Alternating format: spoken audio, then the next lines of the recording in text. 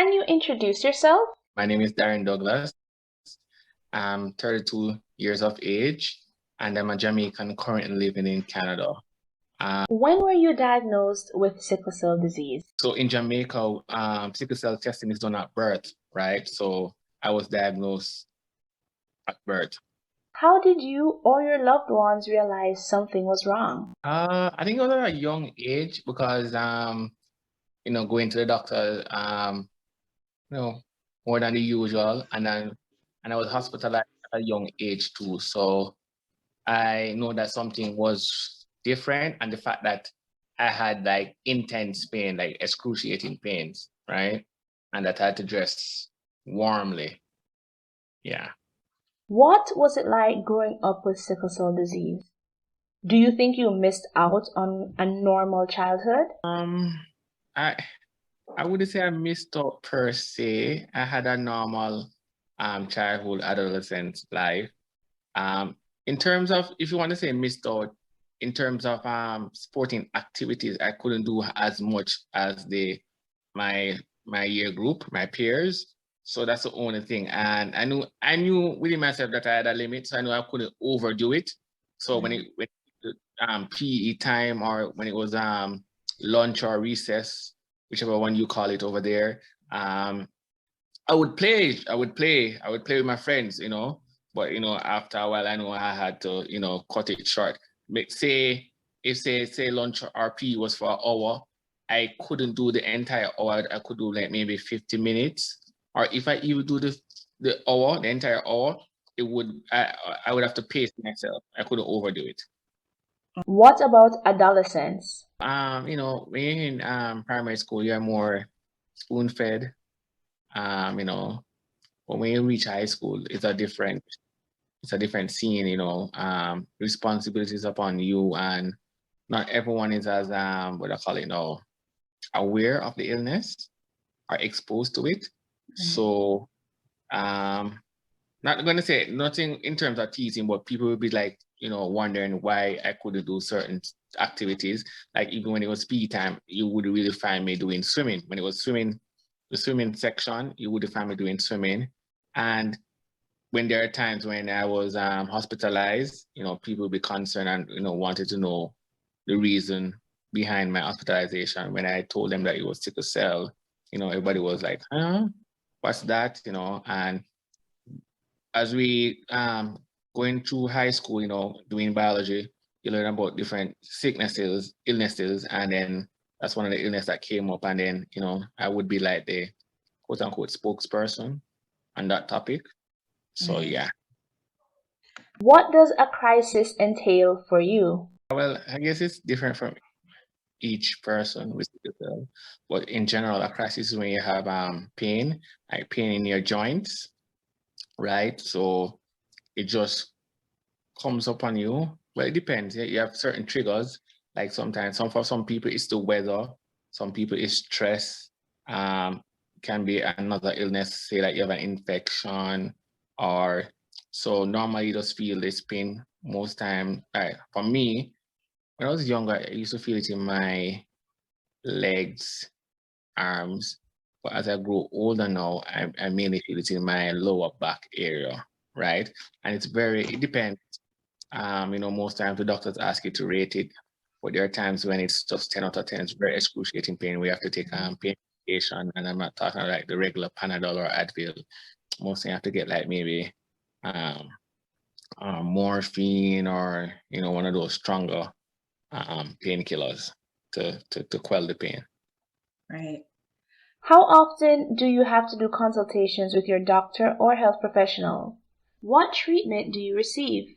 So right now, I think when I was younger, I used to, you have your family doctor or your pediatrician when you're younger, but you have a specialist, so you have your sickle cell doctor. So I was at the sickle cell clinic up by UWI, that's University of the West Indies. So I would go, I think when I was younger, maybe every 4 to 6 months. Currently now, I'm at the red blood cell clinic here at Toronto General Hospital, and the intervals are like usually maybe every 6 months. It depends on your health, your overall quality of life. So I guess the better you are, if you don't have any, you know, you know, illness, being affected by sickle cell, then the longer the interval. So my last consultation with the sickle cell doctor was in August, and my next visit would be, I think it should be in February, but I think they move it up because they want me to do an one of those routine tests. So I think they bring it up earlier. Yeah, but normally it's just 6 months, 4 to 6 months. 6 months for me usually. Okay, so thank God for me, I don't really have like pains every day. Like I have a good spell right now where I haven't had any crisis. But that's true where from time to time you might have, either call it mini episodes or minor mini crisis.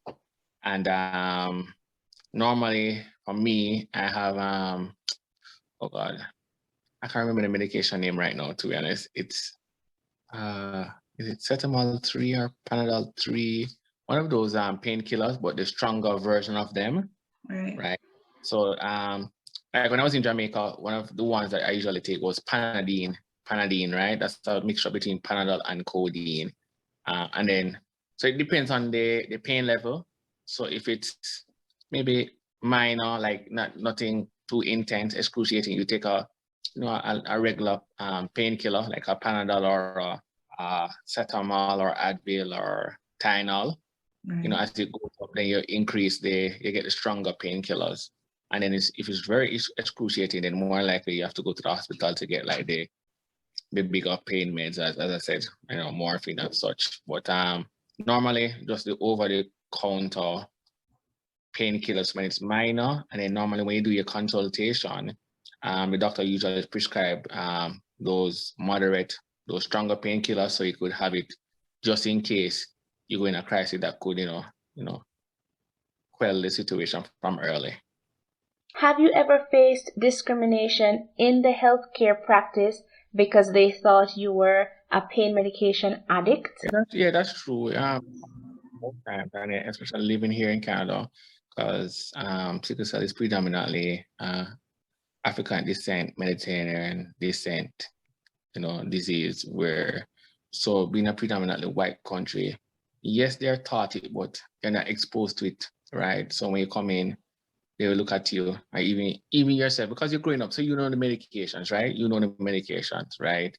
And you're saying, hey, I need this. They're looking at you like, huh? No, you're not supposed to. And then, but if you're well versed and stand your ground, then you will get it. But most times here, you get a little resistance. But since I've been joined the red blood cell clinic here, I have a card that I walk with, so I just let them know. But I would say it's more. I would say it's here, but I do the few times I've been hospitalized. When I ask it, they were ask, be like a bit surprised, and then when they realize, then they definitely give it to me. Definitely give me the stronger painkillers. But from time to time they do think that, and then especially in a country where where narcotics, the addiction level is so high. So I guess why they're a bit skeptical in giving those type of medication, especially if they're not exposed to sickle cell people with sickle cell, then that even make it worse. When I was in Jamaica, because we're more the populace is more aware of sickle cell. When you go in, it's not an issue to start getting that, the stronger pain medication. But from time to time, you will get that little, a little resistance. I won't say it's major, but I guess they're just, with the policies in terms of trans medication. So especially I notice it where, you might be in serious pain, you just got your dose, and then you're still in so much pain, like, can I get my next dose? They make sure I adhere to like, oh, if it's every 4 hours, you're getting it every 4 hours. Mm-hmm. Yeah. How does sickle cell disease affect your daily life, if at all? Eating habits, I still eat the same. I try to eat healthy, but my day-to-day activities, as I said, just like when I was growing up, I can't overdo it. I pace myself for certain activities, even exercising, I can't do as the normal Joe or Jane does. In terms of job, it's kind of a bit tricky because it's not like you don't want your employer to know, but when you're being interviewed, but I've been always advised by my doctors and even the social workers not to, come outright with it, because some people might discriminate the few that knows about the disease. I think I just have a regular, to me, I think I still have a regular adult lifestyle like anyone else. I just have to just be aware, what my triggers are. Yeah. What is dating like with sickle cell disease? Are you more selective? Is it harder? Well, I don't know what to say. 'Cause I'm not what I call it, the expert, Yes, I might have a few relationships, but it's not, I wasn't like selective, because what the heart wants, the heart wants, right? But in terms of, it didn't reach the stage where, you're thinking about having children. But I guess if it reached that stage, then definitely would have to get tested to be sure, if that significant other is a carrier of the sickle cell gene. But in terms of, I haven't really, in terms of discrimination, yes, some people know about it, but I've been in a relationship where you know about it and they're still as supportive. They might not know the whole intricacies, it might be an eye opener when they're with someone with sickle cell, but I guess it's just the same with any other illnesses like diabetes, cancer, but who knows, I guess it just depends on that person characteristics and tolerance of, other being having a very deadly illness. What would you like others to know about sickle cell disease and people living with sickle cell disease? That we're just normal human beings also, you want to be involved in the everyday activities that everyone are involved in, and not to look down upon or be shunned, or not even that, not to feel sorry for them, because most of us are capable. Most of us have our day-to-day lives, going about it same way, and just to have that support system to know that people are around and they understand, and that they shouldn't take it for granted, when we say we're not well, or they should actually believe us, because some of us are very, like even me, I have a very high tolerance of pain, right? So when I'm sick, when I'm saying I'm sick, I'm definitely sick, right? But most time there are times where I'm sick, but I'm not showing it. But yeah, just to understand and just be more tolerant, I should say, and be, yeah, I would say that.